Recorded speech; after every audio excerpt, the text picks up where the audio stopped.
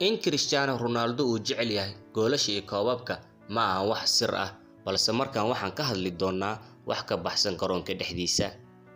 Gabar yar oo dukaanle ah sidee ku xaday qalbiga mid ka mid ah ragga dunida ugu caansan. Inta aanan gudaha u galin qisada, haddii aad barnaamijka ka heshid, fadlan like saar, mahadsanid.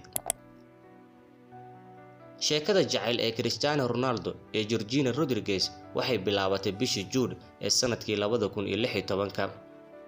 Georgina waxay ahayd 21 sano jir, halka Cristiano uu ahaa 31 sano jir.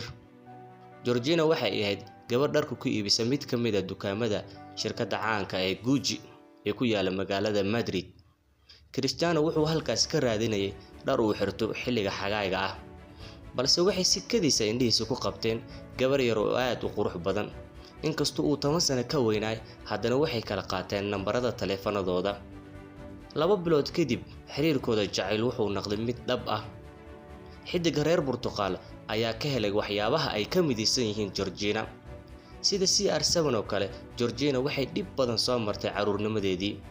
Sida CR7 oo kale, Georgina waxay ka dhalatay qoys faqiir ah, waxayna diyaar u ahayd inay sameyso wax waliba si ay u beddesho xaaladda nolosheeda. Sida CR7 oo kale, Georgina aabaheed wuxuu ka mid ahaa dadka aad ku caba khamriga, wuxuuna xabsiga ku qaatay 10 sannadood. Laakiin sida CR7 oo kale, Georgina waxay lahayd hami iyo inay mar uun ka baxdo nolosha xun ay ku nooshahay. Intaas kadib, waxay u guurtay magaalada Madrid si ay u raadiso nolol ka wanaagsan tii ay ku nooleed. Waxay shaqo ka heshay baar ku yaala magaaladaas oo ay ka noqotay cavaliere ama waitress. Kadib waxay ka shaqo ka heshay mid ka mid ah dukaamada dharka lagu iibiyo ee Gucci. Waxay shaqaynaysay 7 maalmood ee isbuuca si ay isaga dhiibto kirada guriga ay degneed. Maalmahaas adag, Georgina waxay ka dhigeen qof leh shakhsiyad adag. Waxay ka tagtay shaqadeedii dukaanka Gucci kadib markii ay cadaadis badan kala kulantay mid ka mid ah shaqaalaha dukaanka. Waxaa sii socday xiriirka jacayl ee xiddiga reer Portugal iyo Georgina. Waxay noqdeen kuwo aad isku fahma. Georgina oo ah gabar aad u dadaal badan, waxay soo dhaweyn diiran ka heshay reerka Cristiano Ronaldo, si ka duwan sida Irina Shayk oo ahayd jacaylkii hore CR-ka, taas oo ay isku dhaceen hooyada Cristiano. Ronaldo iyo Georgina hadda waxay haystaan gabar yar, taas oo loo bixiyay Alena Martina, taas oo dhalatay bishii November ee sanadka 2017.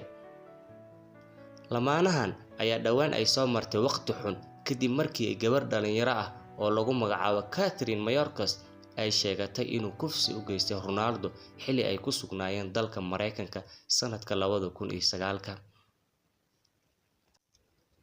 Intii ay socdeen eedeymahaasi, Georgina waxay taageero la dhinac istaagtay jacaylkeeda Ronaldo, waxayna fariin taageero ah soo dhigtay barta ay ku leedahay Instagram-ka.